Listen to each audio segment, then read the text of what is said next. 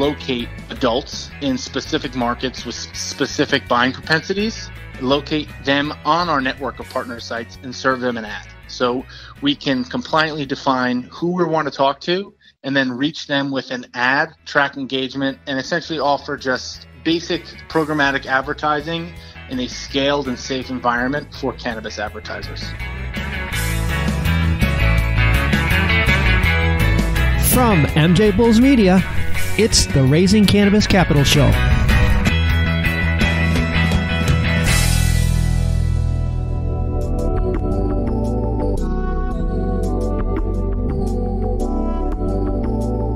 Today in Raising Cannabis Capital Series, we are joined by Adam Schlett, founder and head of strategic partnerships at SafeReach. Adam, welcome to the MJBulls podcast. Dan, thank you so very much for having me, man. Excited to be here.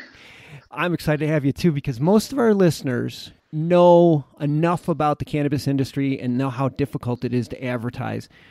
But, there's a lot of new listeners, and, it never hurts to go back and refresh everybody's memory. What are some of the challenges that cannabis companies face right now trying to reach their consumers?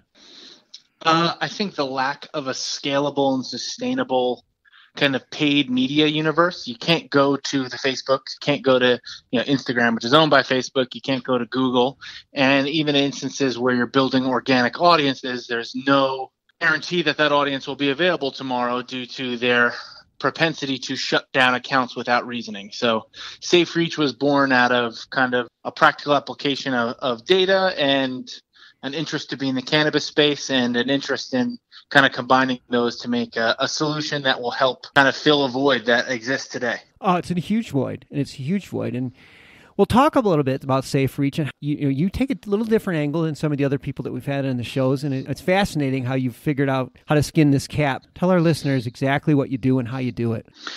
Yeah, so my partner and I come from the data world, where we were taking data from the mobile space, from the online world and from the offline world, and marrying it at the individual level through a kind of a variety of processes, so that you could take a snapshot of a person and say, hey, I know Adam lives in New Jersey, Adam makes X income, Adam drives his car, Adam has this device, Adam has these apps on device, and Adam browses these things online. Kind of the major, like what most CPGs and pretty much every advertiser out there is utilizing today to build and acquire audiences online. We took this application and our access to data and where we came from and said, how do we apply this into the cannabis space to offer a better solution for online customer acquisition, which is how SafeReach was born. So roll into it. So you have relationships with many, I guess, websites. I'll let you take it from there. There's two real sides to it, not to go into like a programmatic advertising 101. There are supply, which are sites and apps that have real estate on their website that they're looking to sell. And then there's users. There's people who are on the internet who go to these sites or apps. So then we're essentially acting as just a giant pipe connecting those that's managing and minding the legalities around it while doing so. So we've sourced around 1,000 plus websites and apps that get a high volume of traffic that are from everything from forums to major branded news sites to some dating sites to entertainment sites that are non-endemic to cannabis. So they're not cannabis-related sites that are open to hosting cannabis ads on their sites. We use that data that I kind of flew over in the start of the interview to push that into our ad buying environment and use all of that data that we've collected through our relationships to locate adults in specific markets with specific buying propensities, locate them on our network of partner sites, and serve them an ad. So we can compliantly define who we want to talk to and then reach them with an ad, track engagement, and essentially offer just basic programmatic advertising in a scaled and safe environment for cannabis advertisers. You take it for granted because you're in this space, and so you know that what's happening in the real world outside of cannabis. But for us that aren't really in this space, I mean, how you can really drill down to that person and get the message right to them. To me, I find it's fascinating, and I think our listeners will feel the same way. Give us an example of how you would do this for a company.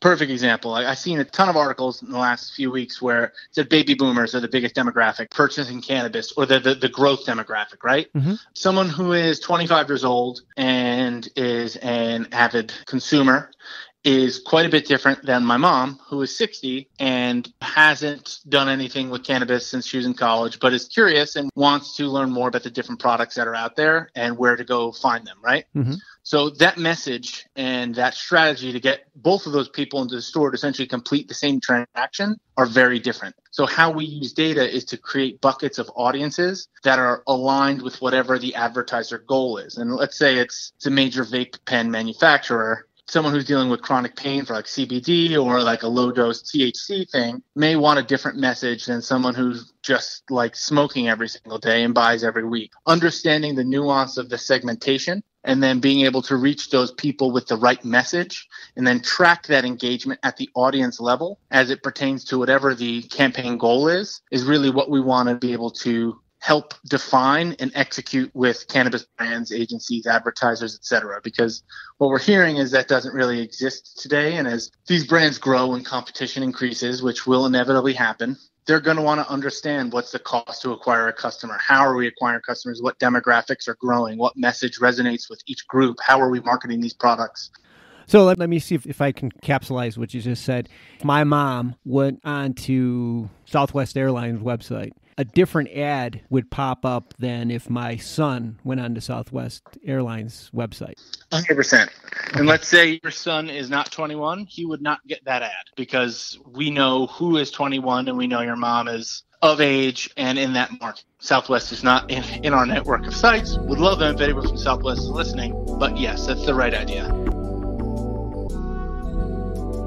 So moving forward, where do you see your company going? Like, what is the next step for you in this growth phase?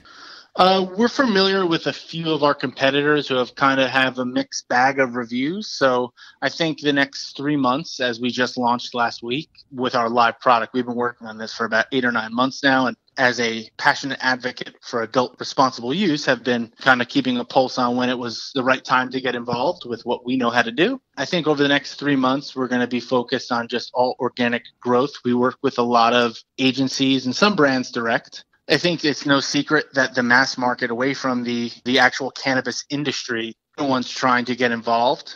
Growing any way we can, which will typically be through folks who interface with cannabis brands today, interfacing with cannabis brands directly and helping them, educate them on what's actually available to them now, how this works and how it's different, and then growing and scaling. So that involves probably some additional staff and maybe adding some additional infrastructure. And in order to do that, you're probably going to have to raise money because it's tough to do that through cash flow, I suspect. Yeah, I mean, we're essentially the ecosystem for all things cannabis media related. So while we're collecting money from the advertiser, we're also using that money to buy the ad placements and then pay the publishers or the website owners. So we're essentially the epicenter of this whole new kind of microeconomy we're trying to create on the internet.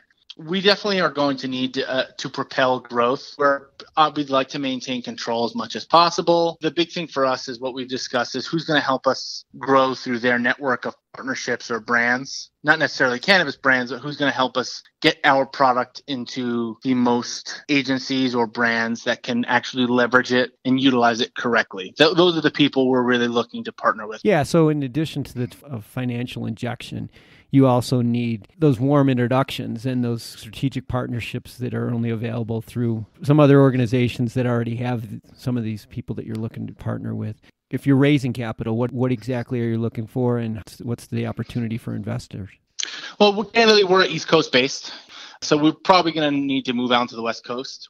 So I think that would probably be the next phase for us, is getting entrenched in the more established retail markets, which would be opening a sales and ops office out on the West Coast. So that's really what excites us the most right now. Well, we've been speaking with Adam Schlett, founder and head of strategic partnership at Safe Reach, with a hyphen in the middle. and we'll have all their information. I'll have Adam's email address and Safe Reach's website address on the MJBulls website. Adam, thanks for doing the show with us today. I find this fascinating, what you're doing, and I just think there's a ton of opportunity. So I'm really happy that you're on this show to share this with us. can't thank you enough. Obviously, any opportunity we get to preach about ourselves a little bit is something we don't take for granted. And the way you guys are helping get information to the market about the different companies away from just their marketing websites and having more candid conversations is something, as someone who's got a thumb on the industry, I really enjoy. So thank you. And looking forward, hopefully we'll circle back in 6 months, 12 months and have some really exciting stuff to talk about. Oh, definitely. You have to promise to be back on the show. So good luck.